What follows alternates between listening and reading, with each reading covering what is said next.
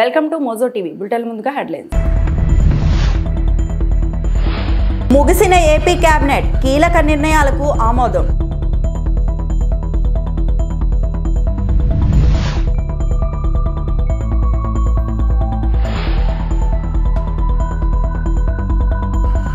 $714 కోట్లతో Secunderabad railway station ఆధునీకరణ వేగవంతం.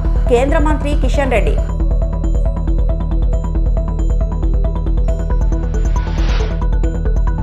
తిరుమల ప్రసాదం కల్తీ వ్యవహారంపై పట్టాభి ఫైర్.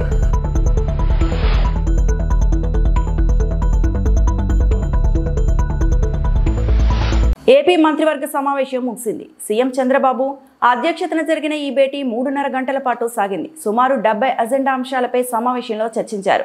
రాజధాని అమరావతిలో క్వాంటమ్ కంప్యూటింగ్ వ్యవస్థ ఏర్పాటు, సంస్థలకు భూముల కేటాయింపుపై సిఆర్డీఏ తీసుకునే నిర్ణయాలు, వివిధ పరిశ్రమల ఏర్పాటులో భూ కేటాయింపునకు రాయితీలు, రెవెన్యూ శాఖలో పోస్టుల భర్తీ తదితర కీలక అంశాలకు కేబినెట్ ఆమోదం తెలిపింది.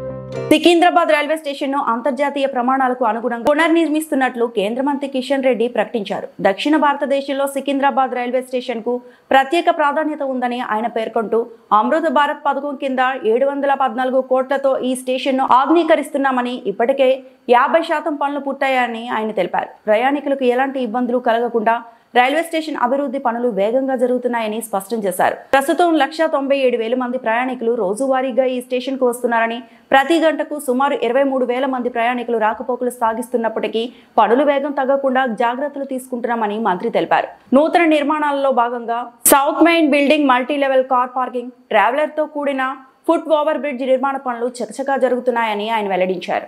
చూశారు కాబట్టి ఇక్కడ రోజు 1,97,000 మంది వస్తారు. ప్రతి గంటకు 23,000 మంది వస్తారు. ఇక్కడ ఒక్కొక్కసారి పీక్ అవర్ లో ఎవ్రీ అవర్ 23,000 ప్యాసింజర్స్ ఇప్పుడు వస్తున్నారు.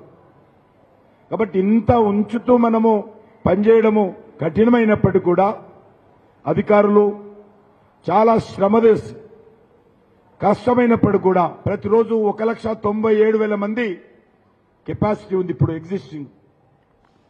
దీన్ని ఆల్మోస్ట్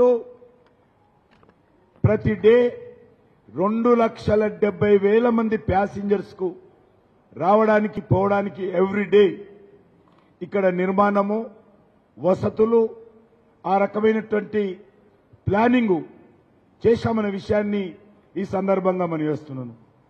ఇక్కడ ఎవ్రీ అవరు ఆల్మోస్ట్ 32,500 మంది ప్యాసింజర్స్ వచ్చే విధంగా, ఆ రద్దీని తట్టుకునే విధంగా ఫెసిలిటీస్ ఏర్పాటు చేస్తా ఉన్నాం. అదే కాకుండా ఇక్కడ చాలా పెద్ద ఎత్తున మీరు చూశారు, భవిష్యత్తును దృష్టిలో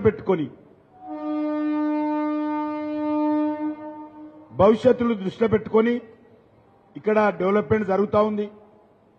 total development area 1,65,566 square metre area construction చేస్తా ఉన్నాం. మీటర్స్, ఫీట్ కాదు, మీటర్స్. 1,65,566 మరి స్క్వేర్ మీటర్స్ ఏరియా ఇక్కడ కన్స్ట్రక్షన్ చేస్తా ఉన్నాం. ఇది మొదటి దశ కార్యక్రమం. ఇంకా అవసరమైతే ఈ రైల్వే స్టేషన్ మరింతగా డెవలప్మెంట్ చేయడానికి అన్ని రకాల చర్యలు తీసుకుంటాము. మీకు అందరూ తెలుసు, ప్రధానమంత్రి గారు ఎక్కడైతే మనం కూర్చున్నామో ఇక్కడికే వచ్చి ఆయన స్వయంగా వారి చేతుల మీదుగానే భూమి పూజ చేయించాను. వాటర్ షెడ్ల అభివృద్ధిలో స్థానిక సంస్థలతో పాటు ప్రభుత్వ శాఖల్ని భాగస్వామ్యం చేయడం ద్వారా మెరుగైన ఫలితాలు సాధించవచ్చని కేంద్ర గ్రామీణాభివృద్ధి శాఖ సహాయ మంత్రి పెమ్మసాని చంద్రశేఖర్ అన్నారు. గుంటూరు ఐటీసీ హోటల్లో వాటర్ షెడ్ల అభివృద్ధి, భూగర్భ జలాల పరిరక్షణ సమావేశానికి ఆయన ముఖ్య అతిథిగా హాజరయ్యారు. Thank you so much from the bottom of my heart to all of you. This is actually a third rural development related national conference that's being held in Guntur area, especially in Andhra Pradesh. The reason we wanted to do these things in Guntur or in Andhra Pradesh is actually to support the government of India. If you look at Modi ji, he has been working tirelessly hard, coming up with excellent schemes that uplift our entire country and make it to Viksit Bharat.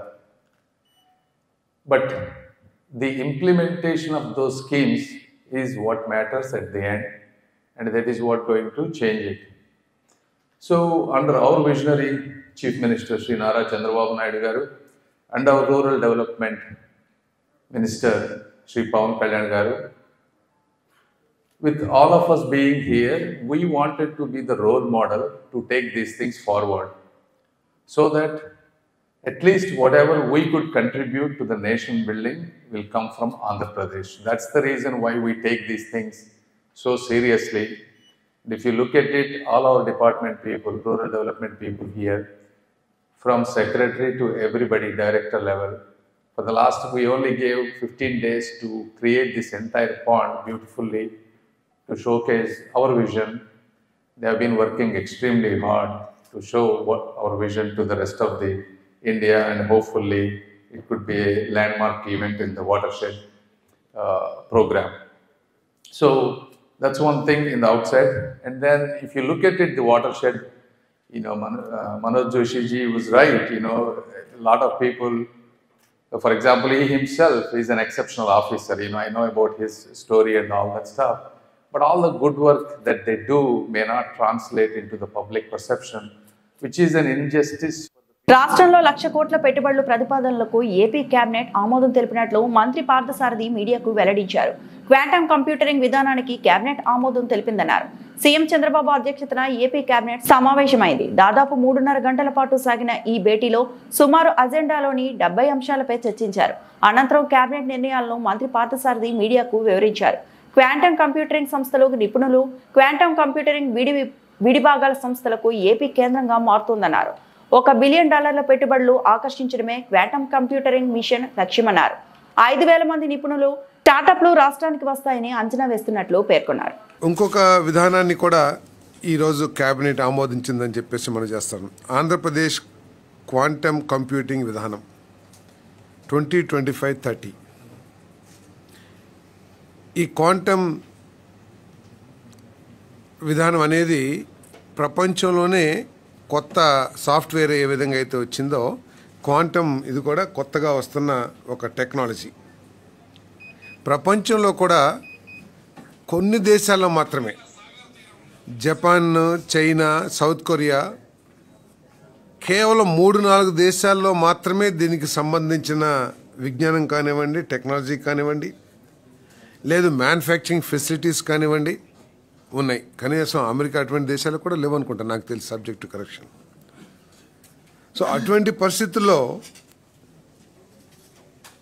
దేశంలో ఏ రాష్ట్రంలో లేని విధంగా ఒక విధానాన్ని తీసుకొచ్చి కేంద్ర ప్రభుత్వం national quantum మిషన్తో ఇంటిగ్రేట్ చేసుకుంటూ దేశంలోని ఐఐటీఎల్ని, అదేవిధంగా ఇండియన్ ఇన్స్టిట్యూట్ ఆఫ్ సైన్సెస్ని, వాళ్ళందరినీ కూడా, మేధావులందరూ కూడా ఇంటిగ్రేట్ చేసుకుంటూ ఈ విధానాన్ని ఈరోజు ఆమోదించడం జరిగిందని చెప్పేసి మనం చేస్తాము. దీని మూలంగా ఈ క్వాంటమ్ కంప్యూటర్కి సంబంధించిన విడిభాగాలు మ్యానుఫ్యాక్చరర్స్ కానివ్వండి, లేదు ఈ రాష్ట్రంలో కొన్ని వేల మంది ఈ ఆల్గరిథమ్స్లో నైపుణ్యం కలిగిన నిపుణులకు కానివ్వండి, వీళ్ళందరికీ కూడా రాబోయే రోజుల్లో మంచి భవిష్యత్తు ఉంటుంది. ఈ రాష్ట్రం క్వాంటమ్ కంప్యూటింగ్కి కేంద్రంగా కాబోతుందని చెప్పేసి, ఆంధ్రప్రదేశ్ కాబోతుందని చెప్పేసి కూడా మనం చేస్తాం. ఏ విధంగా అయితే సాఫ్ట్వేరు, ఐటీ ఒక విప్లవం తీసుకొచ్చినాయో అదేవిధంగా ఈ క్వాంటమ్ కంప్యూటింగ్ కూడా భవిష్యత్తులో ఒక విప్లవం తీసుకురాబోతుంది. ఆ విప్లవానికి మన ఆంధ్రప్రదేశ్ నాంది కాబోతుందని, కేంద్రం కాబోతుందని చెప్పేసి కూడా నేను మనవి చేస్తాను. దీనివల్ల క్వాంటమ్ కంప్యూటింగ్ సెంటర్ని ఏర్పాటు చేయటం, ఏపీ క్వాంటమ్ టెక్నాలజీ ప్రపంచ కేంద్రంగా నిలబెట్టడం లక్ష్యం. స్టార్టప్లు, విద్యా సంస్థలు మరియు తయారీదారులకు ఆర్థిక ప్రోత్సాహకాలు అందించటం, అదేవిధంగా క్వాంటమ్ కంప్యూటర్ అమలు చేయటం మరియు $1 బిలియన్ పెట్టుబడుల్ని ఆకర్షించడానికి ఈ విధానం యొక్క లక్ష్యాలని చెప్పేసి మనవి చేస్తామని నేను. అంతేకాకుండా మొట్టమొదటి కంప్యూటర్ కూడా భారతదేశంలో ఆంధ్రప్రదేశ్లో ప్రభుత్వం చేయబోతుందని చెప్పేసి మనం చేస్తాను, ఐబిఎం సహకారంతో. అదేవిధంగా 5,000 మంది నైపుణ్యం కలిగిన నిపుణులు మరియు 100+ స్టార్టప్లు ఈ విధానం ద్వారా వస్తాయని చెప్పేసి కూడా ఈ ప్రభుత్వం ఆశిస్తుందని చెప్పేసి కూడా మనం చేస్తాను. మరి మన విద్యార్థులకు కూడా ఈ ఆల్గారిథమ్స్లో ఎక్కువగా ట్రైనింగ్ ఇవ్వడానికి ఇంజనీరింగ్ కాలేజెస్లో కూడా ఒక కార్యాచరణ రూపొందించబడుతుందని చెప్పేసి మనం చేస్తాం. అదేవిధంగా ఆంధ్రప్రదేశ్ నైబర్హుడ్ వర్క్ స్పేసెస్ మనందరం కూడా చూస్తూ ఉంటాం. మన ఇంటి పక్కన, ముందు, వెనక వాళ్ళందరూ కూడా చాలామంది హైదరాబాద్ ఉద్యోగం చేస్తూ ఉంటారు. సడన్గా వచ్చి ఇంటికాడ 3-4 రోజులు ఉంటారు. మనం ఏమనుకుంటాం, ఏంటి ఉద్యోగం పోయిందా అనుకుంటాం. కానీ వర్క్ ఫ్రమ్ హోమ్ అని చెప్పేసి ఇంటికి వచ్చేస్తూ ఉన్నారు. సో వాళ్ళు వచ్చినా కూడా వాళ్ళు అనేక సమస్యలు ఎదుర్కొంటున్నారు. కావాల్సిన ఇన్ఫ్రాస్ట్రక్చర్ లేకపోవటం కానివ్వండి, కావాల్సిన పవర్ బ్యాకప్ లేకపోవటం కానివ్వండి, లేదా కావాల్సిన టెక్నికల్ సపోర్ట్ లేకపోవటం కానివ్వండి, వీటన్ని లేదా సిస్టమ్స్ లేకపోవటం కానివ్వండి. సో వీటన్నిటికీ ప్రతి మండలంలో కూడా ఒక సెంటర్ని ఏర్పాటు చేయ, నైబర్హుడ్ వర్క్ స్పేస్ని ఏర్పాటు చేయాలని చెప్పేసి ఈ ప్రభుత్వం భావిస్తుందని చెప్పేసి మనం చేస్తాను. దాంట్లో దాదాపు 20 వర్క్ స్టేషన్స్, 20 నుంచి 30 వర్క్ స్టేషన్స్ ప్రతి మండలంలో కూడా ఏర్పాటు చేయబోతా ఉన్నాం. మరి దీనికోసం ఎవరైనా సరే పెట్టుబడిదారులు ధనదాహంతో శ్రీవారి ప్రసాదాన్ని కల్తీ చేశారా అని కోట్లాది మంది భక్తులు బాధపడ్డారని స్వచ్ఛాంధ్ర కార్పొరేషన్ చైర్మన్ కోమారెడ్డి పట్టాభిరామ్ చెప్పారు. వైకాపా హయాంలో టీడీపీ చైర్మన్లుగా పనిచేసిన జగన్మోహన్ రెడ్డి కుటుంబ సభ్యులు తిరుమల పవిత్రతను దెబ్బతీసి మహాపాపానికి ఒడిగట్టారని ధ్వజమెత్తారు. ఈ కల్తీ వ్యవహారంపై సిబిఐ ఆధ్వర్యంలో సుప్రీంకోర్టు సిట్ విచారణ జరుగుతుందని గుర్తు చేశారు. సోమవారం మీడియాతో పట్టాభి మాట్లాడుతూ టీటీడీలో గత ప్రభుత్వం చేసిన అరాచకాలపై మండిపడ్డారు. వైకాపా హయాంలో పామాయిల్ పేరుతో తప్పుడు బిల్లులు సృష్టించి 6.5 లక్షల కిలోల మోనోగ్లిజరైడ్ ఎస్టిక్ యాసిడ్ ఎస్టర్లతో నెయ్యి తయారు చేశారు. వైవి సుబ్బారెడ్డి చైర్మన్గా ఉన్నప్పుడు బోలేబాబా కంపెనీ 68.17 లక్షల కిలోల కల్తీ నెయ్యిని సరఫరా చేసి 251 కోట్లు దోచుకుంది. రసాయనాలతో తయారు చేసిన నెయ్యిని శ్రీవారి ప్రసాదానికి వాడి ఇంకా సమర్థించుకుంటారా? కల్తీ నెయ్యితో తిరుమల ప్రసాదాలను అపవిత్రం చేసి పారదర్శకంగా ఉన్నామని చెప్పుకుంటారా? కల్తీ నెయ్యిలో సుబ్బారెడ్డి ప్రమేయం లేకపోతే బోలేబాబా డైరెక్టర్ సామిల్ జైన్ను ఎందుకు కలిశారు అని పట్టాభి ప్రశ్నించారు. మరి వారందరి మనోభావాలు తీవ్రంగా దెబ్బతినే విధంగా శ్రీవారి లడ్డూ ప్రసాదంలో కల్తీ జరిగినటువంటి వార్త నిజంగా కూడా ఎంతోమందిని కలచివేసింది. ఇంత మహాపాపమా? శ్రీవారి ప్రసాదాన్ని కూడా తమ ధనదాహాన్ని తీర్చుకోవటం కోసం కల్తీ చేస్తారా అని చెప్పి నిజంగా ప్రతి ఒక్కరూ కూడా ఎంతో బాధపడ్డారు. ఎంతో పవిత్రమైనది శ్రీవారి లడ్డూ ప్రసాదం. అటువంటి ప్రసాదాన్ని కూడా తమ ఖజానాన్ని నింపుకోవడం కోసం కల్తీ చేయటం అనేది ఎంతటి మహాపాపమో మనందరికీ తెలుసు. కానీ నిస్సిగ్గుగా మరి ఆనాటి ప్రభుత్వ పెద్దలు వైఎస్ఆర్ కాంగ్రెస్ పార్టీ ప్రభుత్వ హయాంలో టీటీడీ చైర్మన్లుగా పనిచేసినటువంటి జగన్మోహన్ రెడ్డి కుటుంబ సభ్యులు వైవి సుబ్బారెడ్డి కానీ కరుణాకర్ రెడ్డి కానీ వీరిద్దరూ చైర్మన్లుగా తిరుమల తిరుపతి దేవస్థానాన్ని దోచుకొని, శ్రీవారి సొమ్ముని దోచుకొని, ఆఖరికి శ్రీవారి ప్రసాదాన్ని కూడా కల్తీ చేసి మహాపాపానికి ఒడిగట్టారు. ఆ కల్తీ వ్యవహారాన్ని నిగ్గు తేల్చడానికి దేశ అత్యున్నత న్యాయస్థానం అయినటువంటి సుప్రీంకోర్టు ఒక స్పెషల్ ఇన్వెస్టిగేటింగ్ టీమ్ని ఏర్పాటు చేసి విచారణ చేయమని ఆదేశించినటువంటి పరిస్థితి.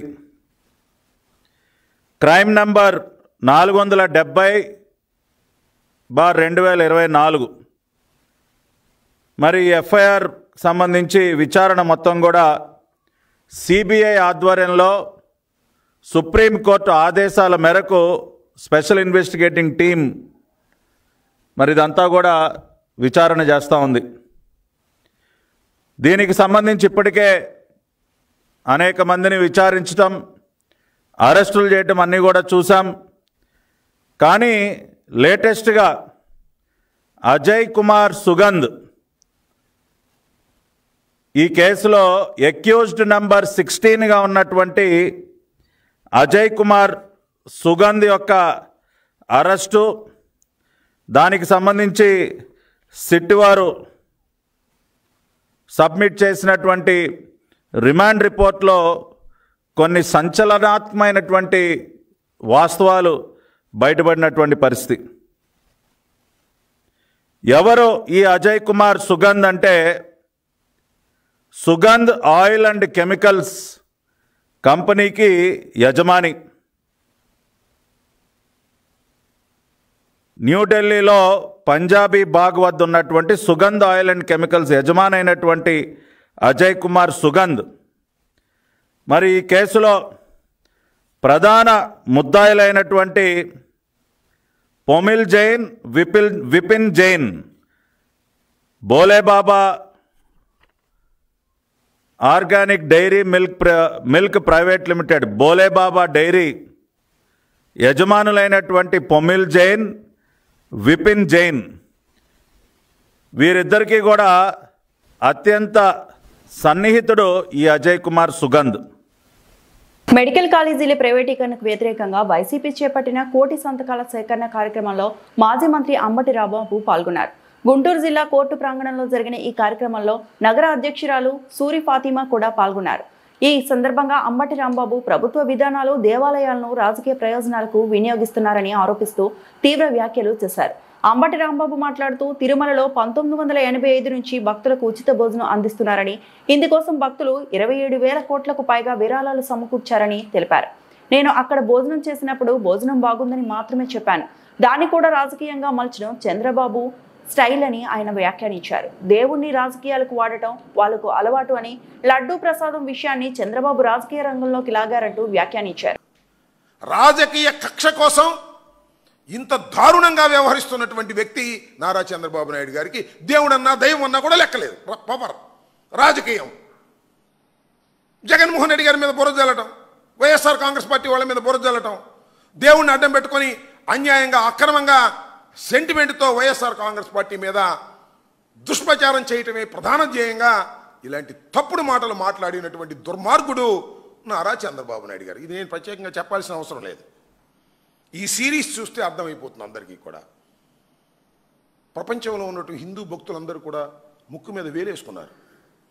ఏమిటి హిందుంపదగా? వాడని వాడేశారని చెప్తున్నాడు, కడవని కల్తీని కలిసిందని చెప్తున్నాడు, పంది కొవ్వంటున్నాడు, పశువుల కొవ్వంటున్నాడు, మాంసపు కొవ్వంటున్నాడు. ఏమిటి అన్యాయం అని అపవిత్రంగా భావించారు దేశంలో ఉన్నటువంటి ప్రపంచంలో ఉన్నటువంటి భక్తులు. ఆ ఆవేదనతో మాజీ చైర్మన్ అయినటువంటి సుబ్బారెడ్డి గారు సుప్రీంకోర్టును ఆశ్రయించారు. అత్యున్నతమైన న్యాయస్థానం భారతదేశంలో విచారణ జరిపారు. విచారణ జరిపి చివాట్లు పెట్టారు. అసలు వాడని నెయ్యిని వాడినట్టుగా ఎలా చెప్తాడు చంద్రబాబు నాయుడు గారు ముఖ్యమంత్రి అయినంత మాత్రాన? ఈవో వాడలేదని చెప్తే, దానిలో కల్తీ వనస్పతి అని ఉంటే అది తిప్పి పంపిస్తే జంతువులు కొవ్వని ఎలా చెప్తాడు చంద్రబాబు నాయుడు గారు? ఒక ముఖ్యమంత్రి ఇలా చెప్పొచ్చునా అని సురకాయేసింది. ఇలా మాట్లాడకూడదని కూడా చెప్పింది. చెప్పి విచారణ జరపవలసిందిగా కోరారు. సిబిఐ విచారణ కావాలని సుబ్బారెడ్డి గారు కోరారు. అయితే సిబిఐ డైరెక్టర్ పర్యవేక్షణలో సిట్టు వేసి చెయ్యాలని సుప్రీంకోర్టు ఆదేశించింది. ఆదేశిస్తూ ఒక మాట చెప్పింది, భగవంతుడైనా రాజకీయాలకు దూరంగా పెట్టండి అయ్యా స్వామి, భగవంతుడు కూడా రాజకీయాల్లోకి లాక్కండి, తిరుమల తిరుపతి దేవస్థానాన్ని రాజకీయాల్లోకి లాగేటటువంటి ప్రయత్నం చేయకండి, ఒకటే తెలుసుకోండి, ఆ నెయ్యిలో కల్తీ కలిసిందా కలవలేదా, ఆ ఒక్కటి తేల్చండి అనేటువంటి మాట చెబితే అది వదిలేశారు. ఎవరి మీద కక్ష తీర్చుకుందాం? సుబ్బారెడ్డి కోర్టుకు వెళ్ళాడు కదా, సుబ్బారెడ్డి గారు వైఎస్ఆర్ కాంగ్రెస్ పార్టీ ముఖ్య నేతల్లో ఒకడు కదా, టీటీడీ చైర్మన్గా పనిచేశారు కదా, ఆయన ఏ విధంగా దుష్ప్రచారం చేద్దాం? ఈనాడులో, ఆంధ్రజ్యోతిలో, TV5లో, ABNలో, ఈటీవీలో రాసే కథనాలు రాయించే కార్యక్రమం చేస్తున్నారు. వీటన్నిటికన్నా మించి ఇందాక నేను చెప్పినట్టుగా ఎవరో ఒకరిని పట్టుకొస్తారు కదా, చిన్నప్పన్న ఆయన పట్టుకున్నారు. తిరుపతి జిల్లా రేణిగుంట గాజులమన్యం పోలీస్ స్టేషన్ పరిధిలో జరిగిన మనోజ్ హత్య కేసును పోలీసులు ఛేదించారు. గాజులమన్యం పోలీస్ స్టేషన్లో జరిగిన మీడియా సమావేశంలో అదనపు ఎస్పీ రవి మనోహరచారి వివరాలు వెల్లడించారు. మనోజ్పై దొంగతనం కేసులు ఉన్నాయని, అతని స్నేహితుడు హరిప్రసాద్ భార్య గురించి తప్పుగా మాట్లాడడం హత్యకు కారణమైంది అన్నారు. నిందితులను అరెస్టు చేసి రిమాండ్కు తరలిస్తున్నట్లు తెలిపారు. ఎల్లమన్యం విఆర్ఓ గారు డి రామ్మూర్తి గారు ఇచ్చినటువంటి కంప్లైంట్ ఏంటంటే, లక్ష్మీనగర్ సమీపంలో ఉన్నటువంటి పాడుబడ్డ 3 అంతస్తుల భవనం వద్ద దుర్వాసన వస్తోంది అని దాని మీద కంప్లైంట్ ఇచ్చినప్పుడు అతనికి వేరే వాళ్ళు ఎవరో తెలియజేశారు. ఆ తెలియజేసిన దాని మీద ఒక కంప్లైంట్ తీసుకొని అక్కడికి పోయి చూస్తే ఒక సంపు ఉంది. సంపులో ఒక మానవాకారానికి పట్టా చుట్టి పడేసినట్టుగా ఉంది. సో దాన్ని సబ్సిక్వెంట్గా ఆ ఇచ్చిన కంప్లైంట్ మీద ఎఫ్ఐఆర్ చేసి ఆ పట్టాన్ని తొలగిస్తే ఒక మానవ శరీరం ఉంది అందులో చనిపోయినటువంటిది. దాన్ని క్లూస్ టీమ్ సహాయంతో, RFSL సైంటిఫిక్ టీం సహాయంతో ఆ నేరస్థలానికి పిలిపించి ఆ మృతుడి యొక్క వేలిముద్దలు తీస్తే అతను గతంలో ఒక ప్రీవియస్ వైర్ అఫెండర్, అతని పేరు కొండూరు మనోజ్. అతను చాలా కాలంగా వైర్ అఫెన్సెస్ చేస్తున్నటువంటి గత చరిత్ర ఉంది, అతని నేర చరిత్ర ఉంది.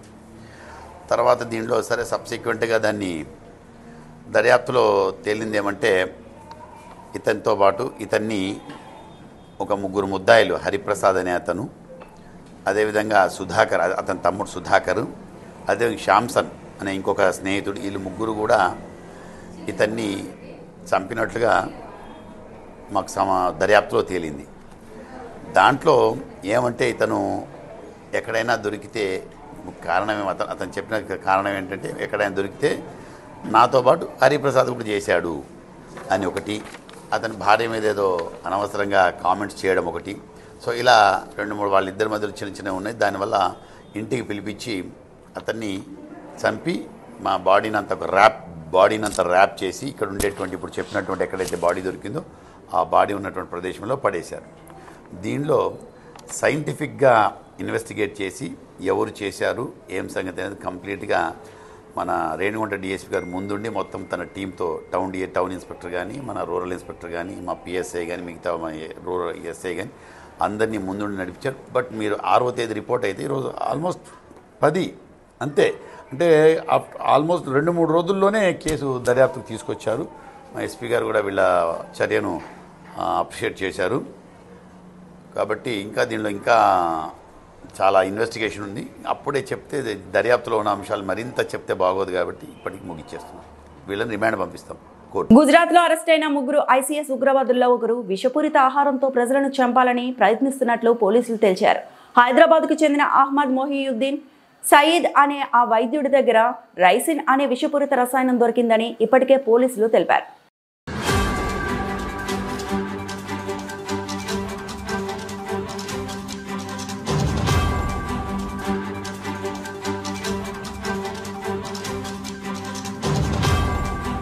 ఈ వార్తలు ఇంతటితో సమాప్తం.